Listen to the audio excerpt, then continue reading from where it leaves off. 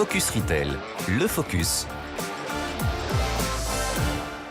Nous sommes avec notre expert Ludovic Noël, directeur général d'Altavia Aura. Bonjour. Bonjour Noémie. On vient d'entendre Amélie Poisson, directrice générale adjointe de la Redoute. Que faut-il retenir de cette interview ?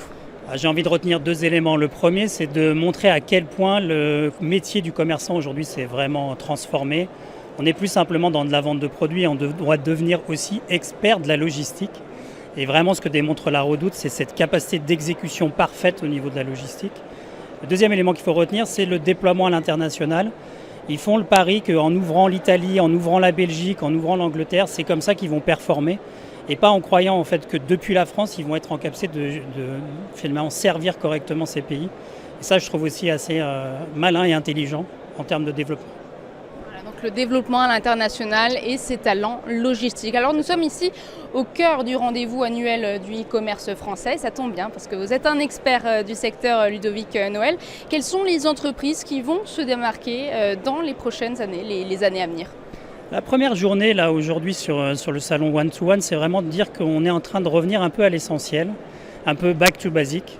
Les retailers ont adopté beaucoup de solutions depuis 5 ans, certaines se superposent et donc c'est le moment de l'efficacité et de se poser la question de tous ces outils qu'on a accumulés, lesquels on conserve et lesquels finalement on va arrêter, tout simplement parce qu'ils n'ont pas un ROI qui est intéressant.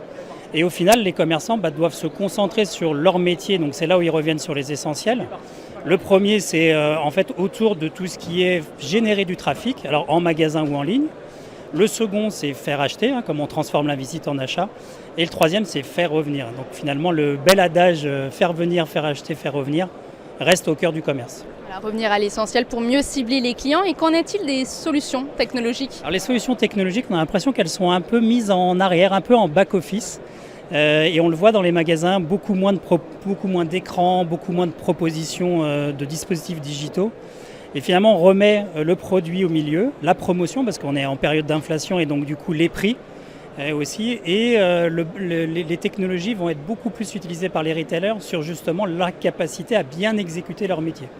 Donc ici, je pense que cette édition va être beaucoup centrée sur tout ce que sont les technologies qui permettent de mieux exercer son métier.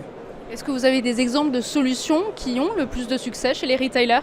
Oui, j'en citerai deux. La première, c'est vraiment la capacité à délivrer, parce qu'aujourd'hui on peut se faire livrer à domicile, on peut être sur du click and collect, on peut faire même de la e-réservation pour essayer par exemple des sneakers. Et donc le sujet, c'est comment je fais ça sans couture. Donc tous les proposeurs ou les gens qui offrent des solutions qui vont permettre de faire cette logistique sans couture vont être très regardés cette année. Et les seconds, c'est autour de la data client. C'est-à-dire si je veux rentrer dans le one-to-one, c'est-à-dire parler correctement à mon client et lui offrir des choses dont il a besoin, et bien du coup je vais devoir investir dans des outils de CRM et des outils de data client qui vont même me permettre d'être beaucoup plus efficace dans ma communication. Vous parlez de retour à l'essentiel, de back to basics, mais est-ce que l'humain ne reprend pas aussi un peu de la valeur chez les retailers ?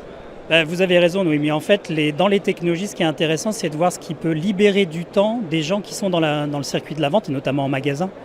Donc toutes les technologies qui vont permettre finalement d'automatiser des tâches qui sont un peu répétitives, ça va permettre de remettre du sens du lien client, ça veut dire de l'écoute, du conseil, et finalement la technologie au service de l'humain, et c'est peut-être ce bon équilibre qu'il faut trouver aujourd'hui.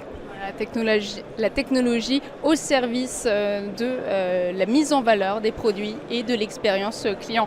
Alors il vous reste combien de rendez-vous sur ce salon ? Il nous en reste encore 25 pour 2 jours, donc c'est un bon entraînement.